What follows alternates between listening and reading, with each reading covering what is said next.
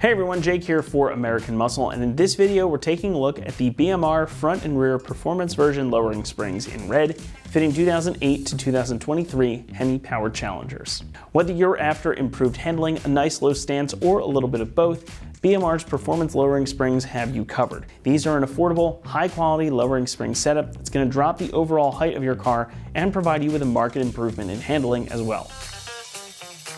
All right, let's start out with the thing you all really want to know. These springs are going to drop your Challenger about 1¼ inches in the front and rear. So it's a pretty significant drop overall, though not too much. And that lower stance is going to make the Challenger look just that much more mean. It's just about perfect in my opinion. Not too low that you can't use the car, but the wheel gap is minimal with these installed, and it looks just right. But lowering the ride height with new springs also adds some handling benefits. These are linear springs, meaning that they have one spring rate rather than two that progressive springs have.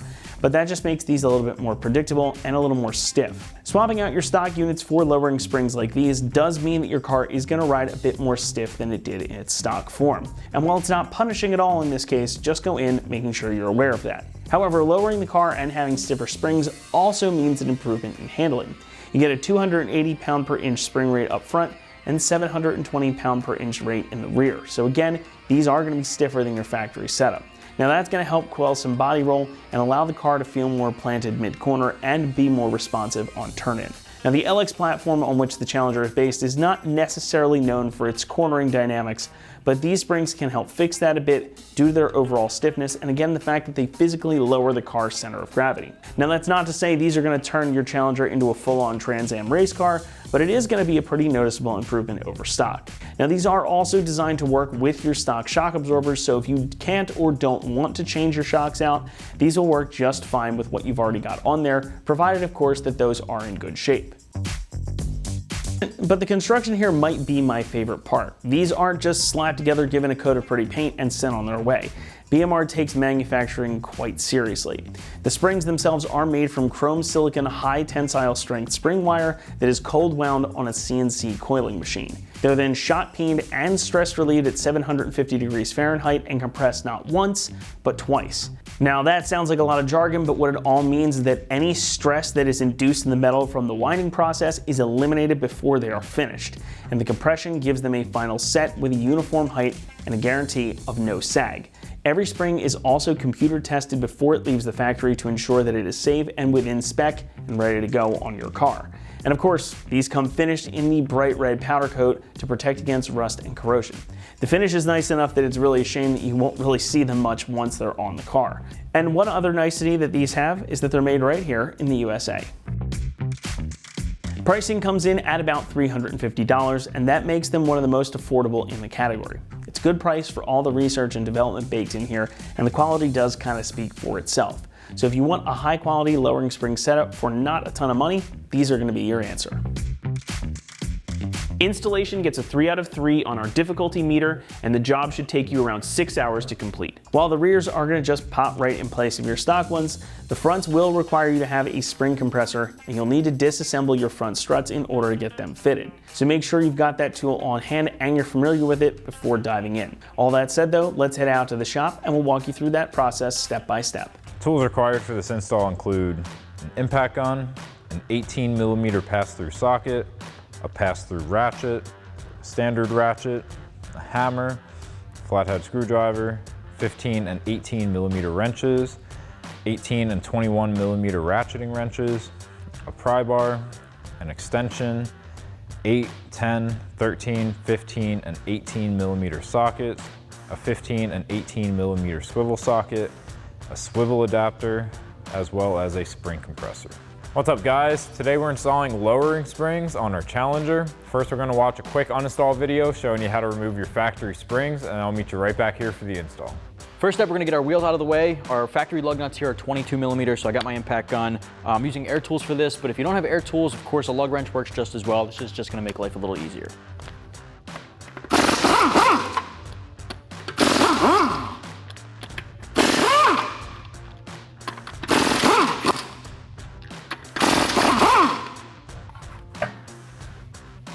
All right, next up, we're gonna disconnect some of the ABS lines here so we don't put too much stress on them as we remove some suspension components. Now these are just rubber. Just gonna pull straight off on that guy. There's 2 more clips on your brake lines as well. Just gonna disconnect those to give it a little bit more slack. Next up, we're gonna disconnect our sway bar end link from the strut body. Now this is a 21mm nut. Now using air tools, it can be a little easier, but if you're using an impact gun, it might start spinning the bearing, in which case you wanna be able to hold onto the backside with something to keep it from spinning.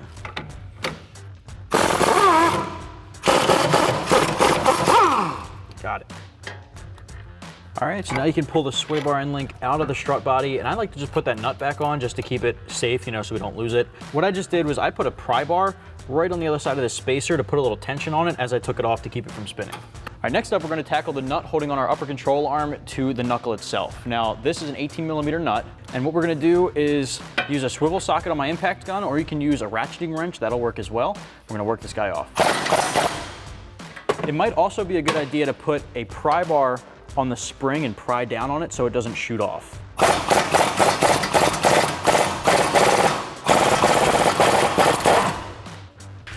All right, we're gonna keep this on a couple of threads just to make sure we can disconnect these 2 without it shooting off. So just put the nut on a couple of threads. All right, so now I'm gonna pry up to disconnect the ball joint here.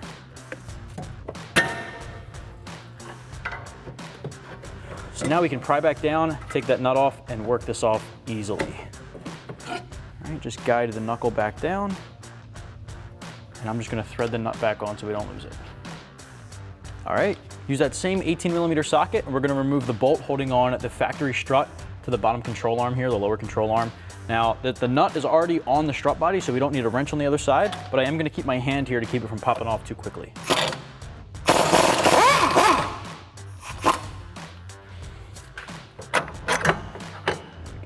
All right, next up, we're under the hood because we have to remove the 3 nuts holding on the top of the strut tower.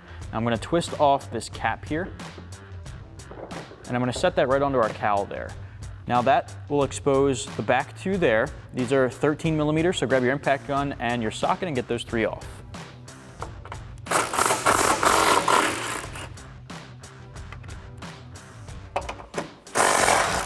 All right, now as you remove the 3rd one, the strut's gonna fall straight through, so you wanna have a hand on it to get it off.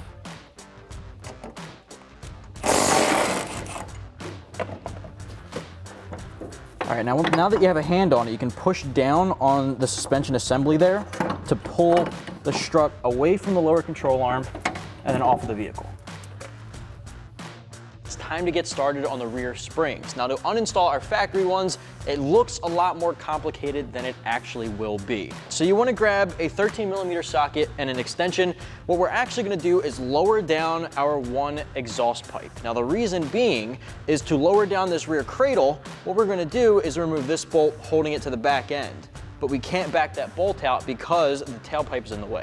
So what we're gonna do to make our lives just a little bit easier here is grab this 13, we're gonna go up, remove the brackets on our hangers that hold the isolators together to the frame.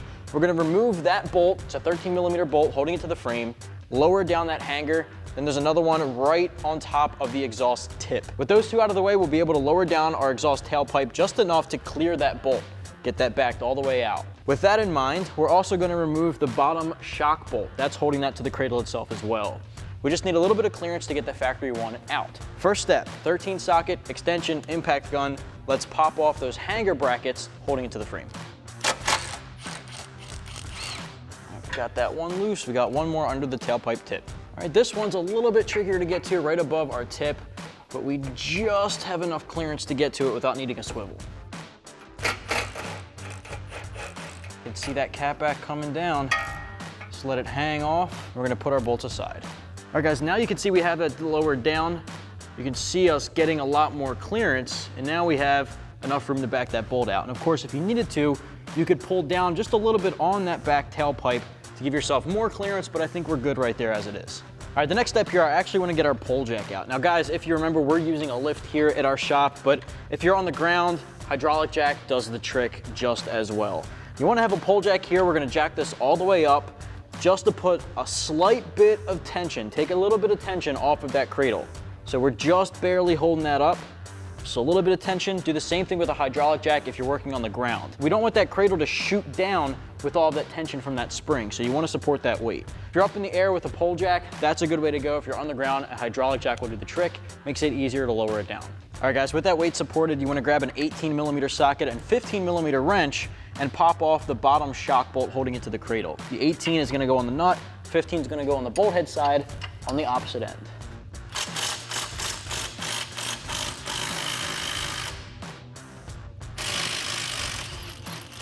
Now if you need to, grab a ball peen hammer, just tap that out to get the bolt to come through the other end.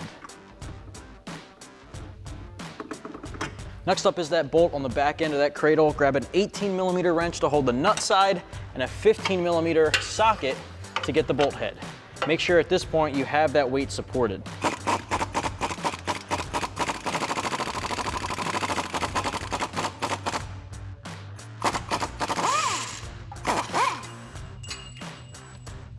All right guys, once that bolt's out of the way, we can start lowering down our pole jack ever so slowly. Now, like I said, this is under a lot of tension. You don't want to get it down too quickly just to unload all that pressure. Go very slowly with your pole jack, and if you're using a hydraulic jack, just slowly rotate that handle to get that to lower down. Once you get that nice and loose, you'll see all that pressure comes off. You get a lot of play in that spring. Get your jack out of the way if need be, or lower it all the way down. Make sure you're pulling that isolator out with it. So now with our strut removed from the car, we're going to come over to the spring compressor. I've got this all set up so that we can compress our spring, so that we can remove our strut and get our new spring installed.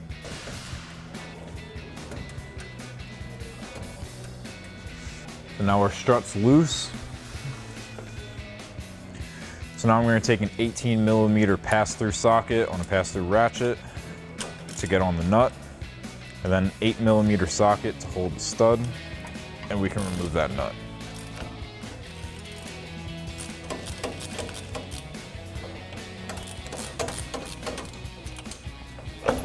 And now we can remove our nut the rest of the way and slide our strut out. So now we can decompress our spring to pull our spring out and transfer our top hat over to our new spring.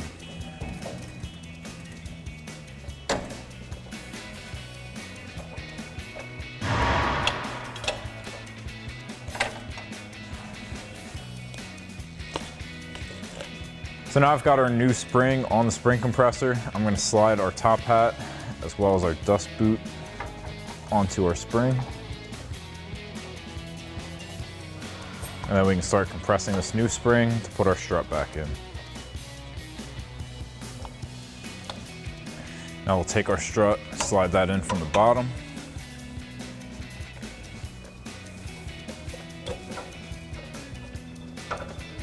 And thread our nut on. And I'm going to take that same 18mm pass-through socket and an 8mm socket to tighten down our nut.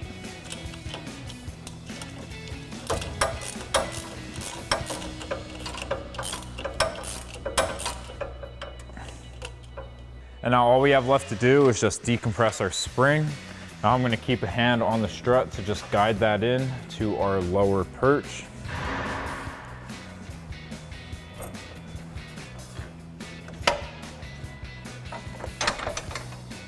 And then you can do that same thing for your other strut, and we'll get these back on the car. So now we can reinstall our strut.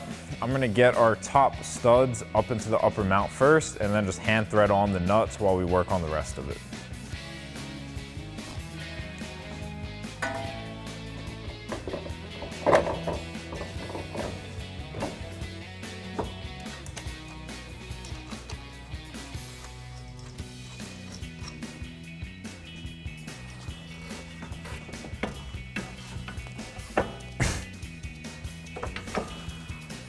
Next, we can reinstall our lower strut bolt.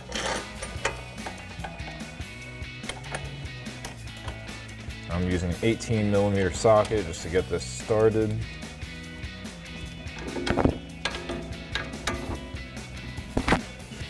And then once I have my thread started, I'm going to put that 18mm socket on my impact to tighten it down. Now we can come up top to the top of our strut and take a 13mm socket and tighten down our nut.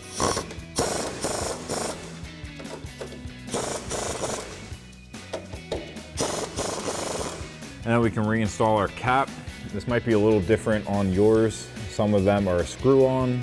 This one just lines up with the top of the studs and presses down into place. Now we can reconnect our knuckle to our upper control arm. So I'll pull down the upper control arm, put these two together, and then thread on the nut. And I'll take an 18mm socket on a swivel adapter to tighten that down. Next, we can reinstall our sway bar end link.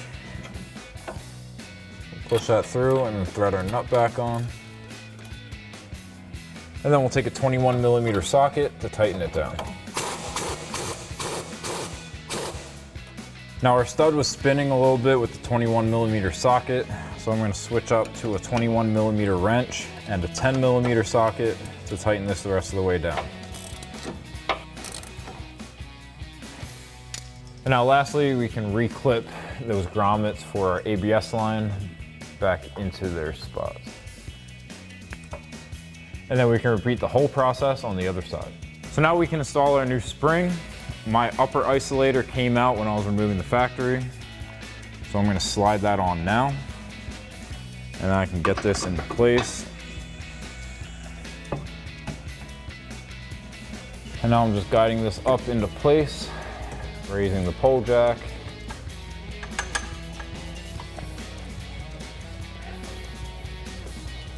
So now once we have this raised up enough where we can get to our hole, we can slide our bolt in. Now my pole jack's wanting to slide towards the front here and lift that side up higher. So I'm gonna get a pry bar in here to lift up on this side to straighten it out.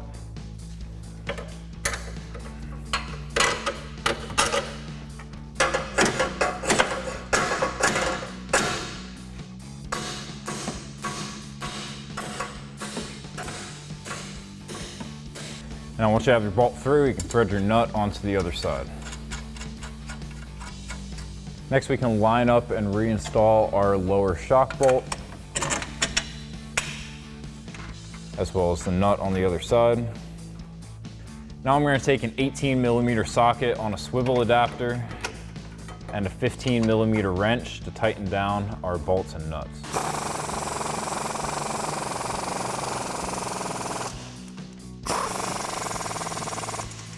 And then we can release the tension on our pole jack and remove it. Now we can grab our exhaust hangers and reinstall those two bolts.